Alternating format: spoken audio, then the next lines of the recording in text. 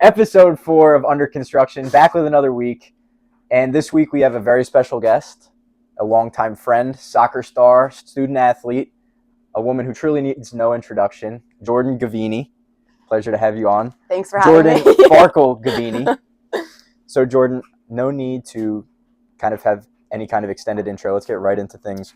What are you currently building and pursuing in your life right now?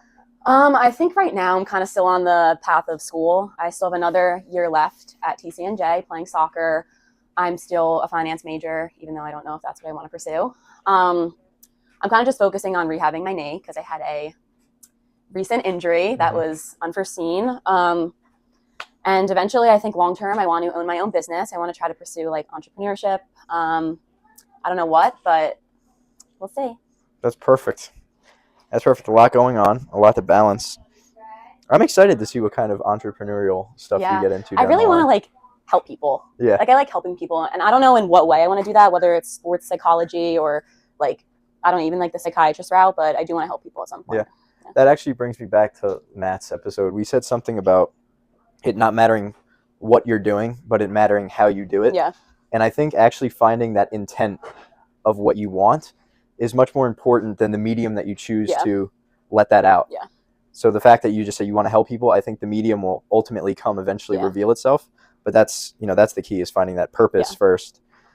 What has changed in you the most over the years? I've known you now probably going on 10 years, give or take. So what do you think has changed the most in you? Definitely my relationship with myself. I think that I had a lot of time to kind of sit with myself and learn a lot about myself, especially when I came home from school. I went through a kind of a hard time that year, and all my friends went back to school. I didn't really have anyone here. I was kind of starting Brookdale. I was a little embarrassed to go to Brookdale. Like I really was kind of lost. So I had a lot of time with myself. I read a lot of books. I listened to a lot of podcasts. Yeah. I kind of just was like, all right, well, if I have nothing else to do, I'm going to build myself up. I realized that I was the one making myself miserable, and that if I wanted my external circumstances to change, then it would have to start internally, because nothing changes if you don't change it yourself. Yeah, there you go. That's that's kind of what, that's your mantra. What you're not changing, you're choosing. And I think that I've done a really good job of it. I've built a lot of good friendships too. I mean, I've leaned on people I couldn't have done it without my friends. So I think just knowing myself better now and being secure and trusting myself.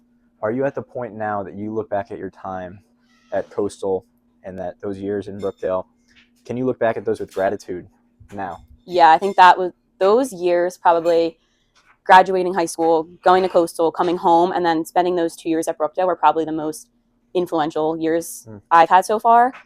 I think that I was so lost in my path. I was just, I don't even know. I was just so, I was just not with it. I was mentally not okay. I was physically at a point not okay.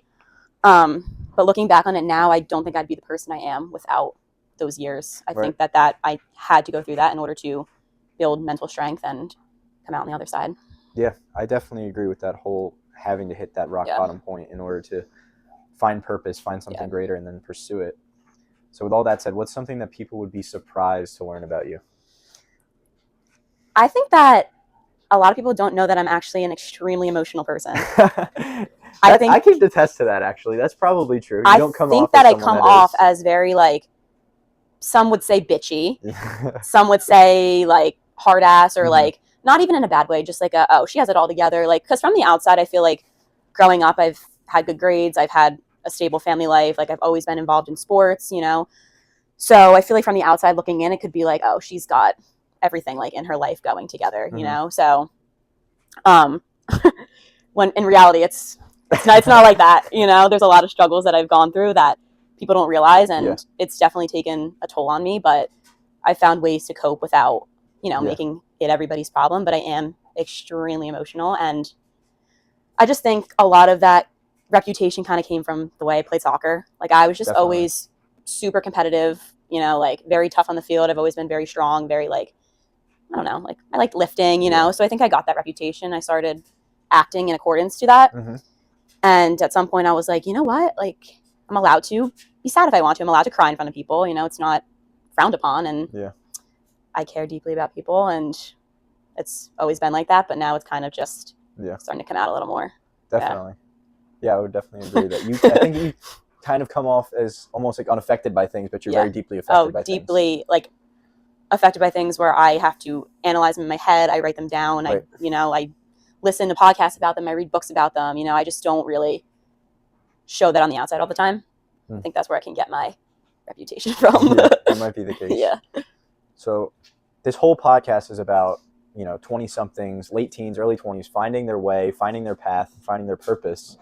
I would say your path has kind of been unconventional. Yeah. Right? You graduated high school, went to college, had a bad experience. Yeah. Transferred, revived your soccer career. Then another transfer, back to soccer. Finding out in the midst of that what your academic pursuits look like. There's some turmoil there. Have you ever questioned your path? Yeah, and I think I still do. And I don't know. Sometimes I feel like I'm on the right path. Sometimes I feel like I'm pursuing something that I don't want to. I don't really know. But I think that over the years, I've kind of learned to just not try to figure out all the answers and to just let life take its course, because eventually it's going to lead me to where I want to go. I look back on 3 years ago, and I was in probably the worst state I've been in. And aside from recent injuries, I think I'm very happy with my life. I love TCNJ. I love my friends. Like, I love soccer there. I like living there, and I never would have thought that. So, yeah. So it seems like you're relying on the past 3 years as kind of a sample, right? Saying, I didn't know what to do then, but it got me to where I am now. And I don't know where I'm going, but I trust in myself that I'll get myself to where and I think that's kind of where it goes back to developing a relationship with yourself. I think that because I did that, now no matter what happens in my life, I'm going to be like, all right, well, I'm going to get through it no matter what. It's not going to stop me. Like, it's going to suck, and I'm allowed to be sad and be angry and be frustrated, but ultimately, like, I'm not going to let it consume me, and I'm not going to hit rock bottom like I did. And, life is full of shit and unforeseen circumstances, but you don't really have a choice but to get through them. So I'll get through it. Kind of along the same vein, there's this popular notion, I know I feel it, I've always kind of felt it, I feel it now in my career, that it's kind of pushed on our generation, this accelerated path to succeed, where no matter where you are, whatever rung of the ladder you're on, there's this feeling behind. And what we're behind, I don't really know. What standard we're missing, I don't really know. But there's this just daunting feeling of, I'm not where I'm supposed to be, I'm behind. Have you ever experienced that? Yeah, definitely. Again, back to when I came home from Coastal. It was hard for me because I was super envious of my friends that enjoyed college. Obviously, I was happy for them, but I kind of always wondered, like, why couldn't I do that? And I was home now. I was living at home. My friends were now leaving, and they were kind of going home to a place that, like, isn't Middletown, Right. So I kind of felt like I was standing still and they were moving forward. And I felt like that for a really long time, but eventually it kind of just, I realized that, what are you behind? Right. Like, everyone's dealing with different circumstances, different experiences, different goals, so I really just think that behind is not a good word to describe something. And I don't think that moments in your life should have a deadline. Yeah. I agree logically. Like, that obviously makes sense, that there's no standard to base yourself off of. There's nothing that you are behind, right? You are exactly where you need to be in this moment. Yeah. Logically, I know that. But as a perfectionist, you are very much the same. I just can't help but feel like that at times. I don't know that that's a solvable problem, though. I don't know if the mentality needs to shift from I'm behind, or rather just being okay with being behind, saying I'm not perfect now, being accepting of flaws while still pursuing something better. I think might be the only reasonable alternative. Yeah, I mean, I think the term behind only comes from comparing your life to other people. So now what I want to do is pivot to your identity as an athlete. Over the years, you've kind of had an interesting, very intense relationship with soccer. You've missed social events for it. You've reorganized your life for it. You've traveled the country for it. You've taken some hiatus from soccer in the last couple of years, on and off. Who is Jordyn Gavini without soccer? Well, I think that I'm still trying to figure that out. I would like to confidently say I know who I am completely without soccer, but in terms of the way that my life has gone, I've never really closed that chapter of my life for good. There's been periods where I hadn't played, but I've kind of always gone back to it. I think I just played for so long, and I would eat, sleep, read soccer in middle school and high school, and I would miss stuff for it. And, I would travel so much. I would miss part of my summer, like in high school, junior year, you know, it was just a lot. And it did give me a lot of the qualities that I feel like are important for life, though. I feel like discipline, I am extremely disciplined, resilient, driven, but it also gave me confidence and structure. And structure is something that I need. And it's also something I want to work on not needing as much, because soccer, it was always like this. You had a game, you know, you're working towards this, like you eat, like, you know, it was always very structured for me. And so when I didn't have soccer, it was kind of learning to restructure my life around something that wasn't soccer, because I've known it for so long. It's like, I can't go here because I have soccer. Like, you know, it was just kind of that. So I realized that soccer is a huge part of who I am, and it always will be, but it's not entirely who I am. Right. I think that I'm still competitive, a leader, driven, resilient outside of soccer. Like, I don't think that really changes when I step off the field. I think that kind of just translates into my life. And I think a lot of my friends can attest for that. I'm pretty consistent with my personality, no matter where I am. That's an important point, is being able to extrapolate the values that you built in soccer and take that and understand that that isn't from soccer, right? That was a medium for you to express those principles and those values, and you take that with you. It's come up in my life recently too. Haley going through track. Yeah, it's a lot of the same with the structure and then the lack of structure, but taking those values and those lessons learned into other walks of life, that's what the value of the sport was to you. It truly, it was never about scoring goals. It was never about certain metrics or numbers or times. It was about what you learned on that field that you can take with you. So I think that's like infinitely important. So on that same vein, what are some like specific lessons that you've learned from the game that you're now applying to adulthood? I think there's a couple. So my number one would be, there is a lot of uncertainty, you know, in life, in soccer. I mean, even last week, like, I was ready to go into preseason. I was ready to have a great season, you know, like be a captain, be a leader, like on the field, off the field. And then I injure myself 2 weeks before we have to go to preseason, you know, and I've worked very hard throughout the summer. I've lifted, I've ran, I've done everything right. So I think for me, the biggest lesson would be, like, not everything's going to go your way, but you have to learn to get through it no matter what. Like, you don't have a choice. Like, you're going to have to get through it anyway. So might as well just have a positive outlook on it, the situation. I think for me right now, I'm devastated that I might not be able to play my last season of soccer ever. You know, it's been 17 years, but I'm also trying to look at the positives. I think that this season I'm going to have, if I do need surgery, like, I don't know yet, but I'm going to have a different role on my team. You know, I might not be a leader on the field, but I still want to be a leader off the field, and I want to be somebody that my teammates can rely on and come to with anything. And I want to be a cheerleader for my team. And, you know, I still want to provide for my team, but I can't do it on the field if I'm hurt, you know? So I think that's taught me, you know, there's a lot of stuff in life that's going to just flip like that. And you have to just learn to deal with it. On like the development side of things, I can definitely attest to there being a time in your life where you could have got the diagnosis or prognosis that you did, and you would have shut down. Yeah. Right. Like I remember a time not that long ago where that would have taken you out for weeks and you would have been debilitated. Yeah. You know, why is this happening to me? This is not fair. This is a very different version of you. And I'm very happy to see it. Honestly, it shows exactly what you're saying, that you are building a relationship with yourself, understanding and evolving. It's interesting for me too, because there was a time where I would be like, why did bad things happen to me? Why me? And like, is this fair? No, but life's not fair. And honestly, this is a temporary problem. Right. You know, it's not something that's life-changing for me. You know, I'm going to have to find closure with soccer eventually, and I might just have to do it in a different way. And that's a very logical response to what could be a very emotional problem. Like, that's hard for a lot of people to do, for something that devastating to happen, and say, okay, this is temporary. This is not permanent. Bad things happen. It's out of my hands. Yeah. I mean, obviously I'm allowing myself to feel the emotions that come along with it, but I think I'm just allowing myself to, like, feel the feeling without becoming the emotion. Ooh, you know, there you go. Like, clip that. Like, I'm able to recognize the way I'm feeling, but saying I feel sad and I'm a sad person are very different. And at one point I'd say I'm a sad person, but now I'm just going to say I feel sad because I feel sad, but I'm not a sad person. I'm a happy person. You don't identify with it. I'm going to get through it. And I think there's definitely power in that. Yeah. And also just the speech itself, like saying out loud qualities about yourself, I think resonate very deeply. Yeah. This is a great segue into psychology and philosophy, a topic that we've had a number of conversations about over the years, mostly like self-improvement, but also like objective versus a subjective morality. We've had a lot of interesting talks. What have you noticed about understanding human nature and other people versus understanding yourself? So I think understanding other people is a lot easier because you're looking from the outside, whereas when you're trying to understand yourself, you have biases that get in the way, like your ego, your insecurities, you know, stuff like that. So I think it's very hard to like be objective about that kind of stuff.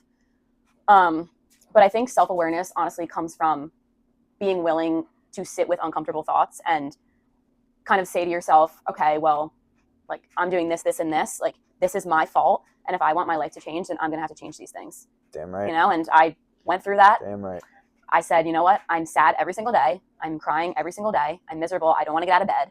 And then I was like, I need to change myself before my circumstances change and stop allowing external things to determine how I'm going to feel internally. You know, it starts internally. Was there something that brought you to that mentality?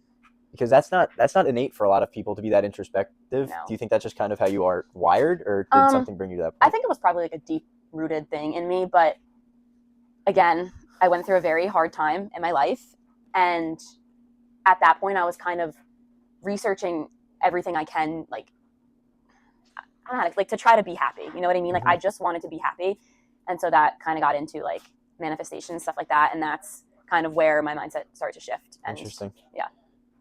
Very interesting. Yeah. What are some of your big takeaways from learning just about this stuff about human behavior as a whole? Maybe not just yourself, but human behavior as a whole. Is there any really interesting takeaways you've learned?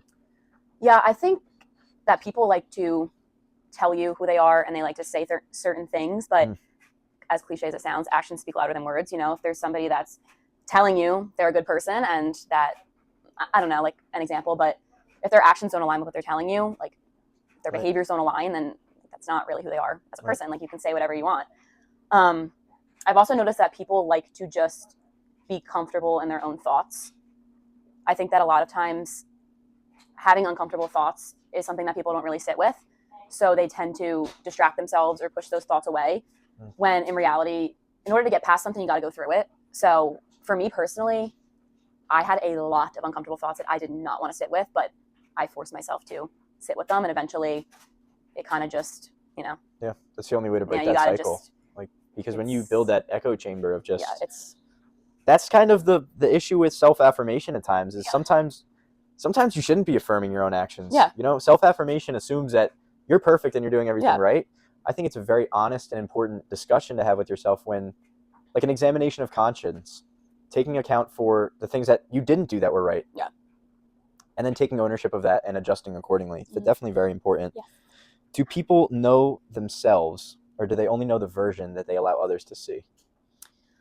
I think a lot of people, especially our age, early 20s, don't know themselves.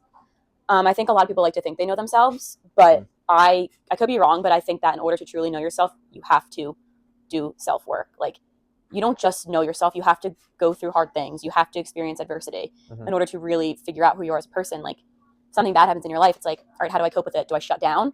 Or do I have a positive mindset that I'm going to get through this? And I really feel like that kind of shows what kind of person you are. But I also think that people's identities of who they are shaped when we're younger. I think through friends, family, sports, social media now, people kind of have an idea of how other people interpret them, so they just go along with that role. Yeah. You know? You like develop complexes at a very just young are like, age. oh shit, maybe I am a bitch. And you're like, all right, well, guess I'm gonna be a bit, like, you know, like stuff like that, where you might not be these things that people think you are, but now your identity shaped, and you're just gonna go along with it because it's comfortable and it's familiar. And I think a lot of times you don't really see the true side of yourself unless you like really try to. Definitely. And it is very easy to go along with the identity that other people have carved out for you. I think we can both kind of speak to that we've had identity changing type of events happen in our life. I think either the identity people give you, or there's the other side of it, the identity you want people to see of you. So that goes with like putting up a front, posting on social media what you want people to see. And I think everyone's fallen victim to that. Like, social media is something where you put your best moments on there. But I think I've been working on a lot of times letting people kind of see the real me without putting on such like a unaffected front. Yeah. Because I think that doesn't really do any good for you if you're pretending to not feel the emotions you're feeling. Yeah. I definitely agree with that. And I think vulnerability, honestly, is honesty. That's what being vulnerable is how honest are you going to be about yourself? Yeah. I think that's why providing something like this is actually of value. whether people watch it or not, having a vulnerable conversation and posting it on social media is like a big middle finger to everything that social media stands for. Very hard for me. Right. It's very difficult. Not good at vulnerability. Like, I'm working on it, but I've never been good at vulnerability. I think people are more inclined now to be closed off than ever before, which is so ironic because we have this little device that allows us to talk to anyone in the world at a moment's notice. And we're now more closed off than ever when we have everything at our disposal to be more open. We should be in this era of human flourishing, and social media should just be that. It should be connecting people, but it's building these walls where, like you said, you're putting on a mask, you're hiding behind it, you're showing your best moments, you're being selective about it, and there's this little like button in the corner for you to just impose your judgment as you go. It's such a messed up game. But that's why I like having these conversations. And I mean, I want people to just know me for me. I feel like, as I said before, I'm very consistent in my life, whether I'm with my soccer team at school or I'm with friends from home or I'm with my family. I think that I'm the same person. And I think that that's kind of what you have to do, because why changing your personality for different groups of people, you know? Very true. Very true. That's like exhausting. It must be exhausting. Like, how can you be 5 different people? Yeah. And if you're scared of judgment from people, why are you around them? Right. You know, like, your friends shouldn't judge you. Like, I don't feel judgment from the people I surround myself on a daily basis, because if I did, then I wouldn't surround myself with them. You know, there's definitely a fine line there too, though, where it's not judgment, but it's correction. Like, I like to welcome, I don't know if I like to do it. I like to say that I like to welcome correction. I probably don't take correction the best out of other people. Well, probably not, but it's okay. I like to say that I welcome correction. But this is something me and Matt talked about too, was having a level of friendship with someone that you can honestly tell them what you think when it's wrong. And respect that, whether they follow your advice or not. You know, totally... I think that is something that I take pride in. I do not care.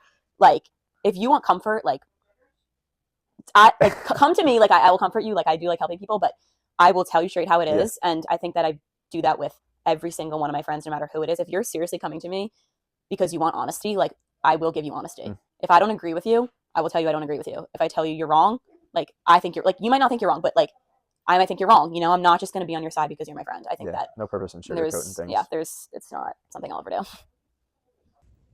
All right, relationships should be an interesting segment here. The first thing I want to talk about is some modern misunderstandings in relationships, in dating, that whole process. Anything that you think is of note there? So I think my main one would probably be, I think that people expect relationships to give them something that they haven't learned to give themselves. And I think this is in terms of confidence or security or a sense of self-worth. A lot of people kind of get into relationships because they want to feel these things, when I'm a firm believer of, you can't love someone fully until you love yourself. I think relationships are supposed to be 2 people with their own identities, you know, their own lives, their own goals, and they're just adding to each other's life. Like, you know, they're not each other's lives, like their entire life, but they're just adding to each other's lives.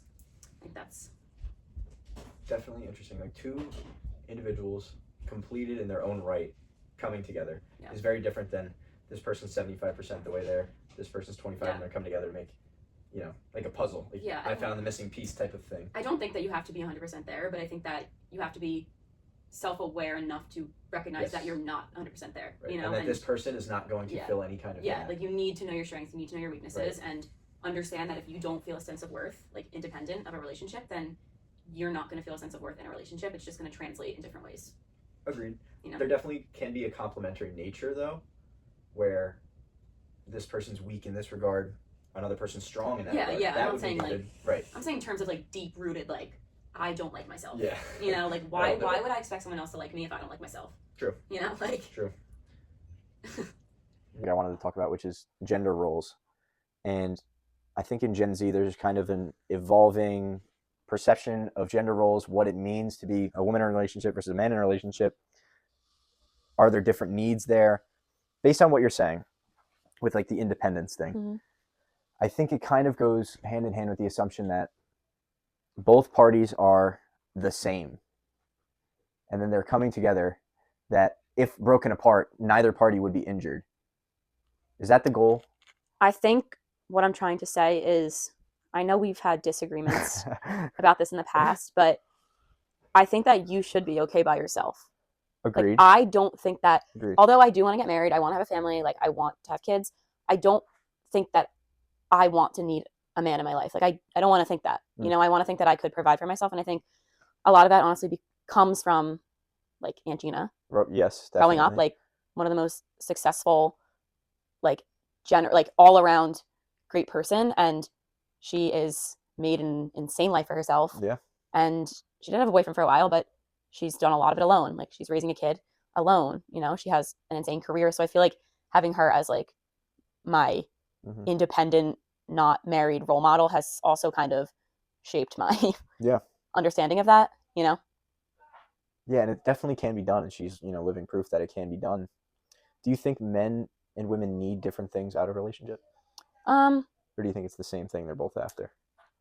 I honestly think that it's a loaded question. It is a very loaded question. I think that ultimately men and women both want to be loved and they want to be seen. 100%. And I think that that's kind of where they share that. Like both people want to be loved. And I think that sometimes they might want that in different ways. Right. That, you know? The expression of that love. I think that's right on the money. Yeah. Absolutely correct in that both men and women alike are after love in relationships, and that love can manifest in different ways and be expressed in different ways, especially so that a man is more receptive of it or a woman is more receptive of it, and those two complement each other. Yeah, I think a lot of times, you know, the stereotypical like women are emotional, and I don't. Obviously, women are emotional, but I think that a man is allowed to be emotional too. 100%. Yeah, like I don't think that's 2026. 2026. I don't think it's a bad thing. What do people sacrifice, or should they sacrifice to start a relationship? I don't have a lot of experience, but I think this is where we would fall on different sides. You honestly. Think? I think a sense of selfishness would be sacrificed. I think for me, I am a very structured, independent person. I like literally eat the same thing every day. You know, I go to the gym. I hang out with my friends. Like I have my days tailored to me, you know, and I don't have to. That's a great point. I don't have to go off schedule if I don't want to, you know, like I think that if I had a boyfriend, you know, there's times where like I would have to kind of alter my plans for him. Absolutely. Which is not a bad thing. But then again, I'm also, I don't even know. Cause I've just been me for so long that I don't even know how it would feel. And I think that I'd be okay with it. I just think it would take a little bit of getting used to, you know, not everything's going to go time by time by time by time. And I think that's something that I struggled with a lot. I always wanted a plan. I wanted a plan. I wanted to know everything, where I think sometimes being with someone who doesn't want a plan and wants to just, you know, go with the flow is also good. And I think that kind of complements the kind of person that I am. Yeah, definitely. Definitely. It's that sacrifice that was very interesting, especially when you're a very regimented person. But I think in that sacrifice is the actual love. I don't think it's in like the, you know, it could be in the letters or this or that or romantic gestures, but it's really in what are you willing to give up, I think. I mean, I don't think I would have a problem with that, honestly. Self-awareness. How does being a self-aware person, having an intimate understanding of yourself, how does that contribute to finding the right partner? I think that if you don't know yourself, you don't know what you need from another person. You know, if you don't know your values and your boundaries, your strengths, your weaknesses, how are you ever going to find someone that compliments you? You know, I feel like obviously we're 22, we're still working on figuring out who we are, but I think we have a pretty good idea of the people we are and the people we need to be with in order to be happy in a relationship. Or like with yourself, what you need, your boundaries, like it's going to be a lot easier to find someone because you're not just going to go for someone that you think's attractive or that you have a spark with. Like, you know, like sometimes you need to look beyond that, you know? 100%. And I think it also comes down to personal preference sometimes. Like I want a partner that's like my best friend first. And I feel like I've been that way because I feel like romance tends to fluctuate. But I think if you have a friendship foundation, you know, like that person's just that's a good point. It's just someone that you like being around, someone that you can be yourself around and you can do absolutely nothing with and still have the best time. And I think that's important because romance only goes so far. And I think that's why I think putting off physical for a good number of time is important. Attraction goes only so far too. Right, because you can be attracted, but you take the physical element out of it, and it's like, do I enjoy being around this person? What if you're old and like saggy, exactly, wrinkly? You have to like them as a human being, not just as a face or a body. Absolutely. Manifestation. Me and you have had some of the best conversations ever about just the existential, the God question, manifestation, the universe, the metaphysical, basically the unseen. What does manifestation mean to you? To me, manifestation is your self-concept. I think it's the way that you see yourself and the way that you see the world. And it's having certain beliefs about those things that essentially manifest into reality. You know, I think that if you look at the world, like, as I said before, like, nothing good happens to me, I'm a failure, like, bad things happen to me, nobody loves me, I'm worthless, your brain is going to look for proof to confirm that. Right. You know, like, basic psychology, you look for things that you already believe to confirm that you're right. Mm-hmm. Or I think restructuring your mindset's a huge thing if you want to have the life, if you want to have the life that you desire. Because everyone desires things, but not everybody believes that they're deserving or capable of receiving those things. Right. So I think once you find that, okay, I'm deserving of this, I'm capable of this, then you start to take actions that align with that, and you become somebody that can have those things. You know? And that's beyond like a standing in the mirror saying something or writing something down 10 times. It's a internal conversion of belief. It can start, like, I think it starts with that, though. Like, talking to yourself, the way that you talk to yourself really affects the things that you experience in your life. You know, if you're talking to yourself like, I'm a worthless piece of shit, like, well, people are probably going to treat you like you're a worthless piece of shit. Right. If you talk to yourself, not that you have to have some big ego, but like, you know what? No, like, I am somebody that deserves love. I am somebody that deserves good things. You know, your brain's going to start to kind of look for the positives in life and be like, you know what? You're right. Like, and I think that for me, I've definitely seen that in my life, especially this last couple weeks. I think, you know, I'm going back to school. I might not be able to play, but I get to experience another year of college. I get to live with all my friends. Like, I'm just trying to manifest positivity while having a good mindset. Yeah. Where do you think mindset ends and action begins? I don't think mindset ever ends. Okay. I don't think that you can just be like, all right, I thought this, now let's do stuff to make it happen. I think that you constantly are manifesting, whether it's subconscious or it's consciously, and your dominant thoughts and your dominant beliefs ultimately do manifest. So whether you're consciously having thoughts or you're subconsciously having thoughts, like, you are manifesting. So the mindset doesn't stop. Right. It's just when you get to a point where you actually believe it, that's when you start taking actions that align with that. Yeah. You know? Now, manifestation, from what I understand, it doesn't suppose that it's just a one-party working system, right? Like, you're working in conjunction with the universe to bring about an outcome. If hypothetically, if you found out tomorrow that there was a third party that was responsible for granting the benefits of your manifestation and those efforts, would that nullify it at all? Or enhance it? I don't know even? What you mean. If there was a third party, right? You're having like these mental, just bear with me. Not yourself. You're having these thoughts. You're putting them out into the universe, and there is another party, like something else, that receives these requests, these earnest requests that are coming from your heart that you're changing your mindset about, and is giving you help, and is part of this greater vision. Would the fact that it's not you making the change happen lessen the value of it? I think that. Do you take pride in it being only you and only you? Is the question. Take pride in doing most of it, yeah. Yeah. And I think that we've also had a lot of discussions on this. I think I do, as you know, believe in something, and I have no idea, but I think that it all starts with you. Like, I don't think that there's something that's just being like, you know what, you asked for it, here you go. Like, I think it's got to start internally. Internally. Internal, then external. Interesting. Yeah. It's a very interesting question. Seriously, it really is. Can someone change their life without changing their internal beliefs about themselves? Absolutely not. Agreed. That's like number one thing you have to do if you want to change your life. Like, you need to start looking at everything differently. Like, you need to stop sitting in self-pity and wallowing and stuff like that, and start being like, you know, I want to change my life, and I'm going to take actions to do it. I think that, again, if you have beliefs about negative things all the time, then, like, that's just like, your life's just going to manifest negatively. Where if you change your beliefs about yourself, you're going to start having, I don't know, positive. I just don't think that you can, anything in life, you can't just go through the same toxic cycle and expect something different, you know? Right. It's the thoughts that breed the words, that breed the actions, that breed the habits, that breed the character. If something's not changing, then you need to take accountability for that and be like, all right, well, it's not the external circumstance. I can't just sit here and wait for everything to change. And for a while I did that. I was like, okay, well, once something in my life changes, then I'll be happy. And I realized that that's not how it works. It's okay, once I'm happy internally, then my life's gonna change, you know? Definitely. Yeah. All right, it's time for the closer. All right. It's becoming famous on the show. You guys know what's coming next. Say people like watching this kind of content. It resonates with someone out there. The show goes on for 5 years. I have you back on in 5 years. What is one thing in your life that you wish by that time will have changed, and one thing you hope does not change? Okay.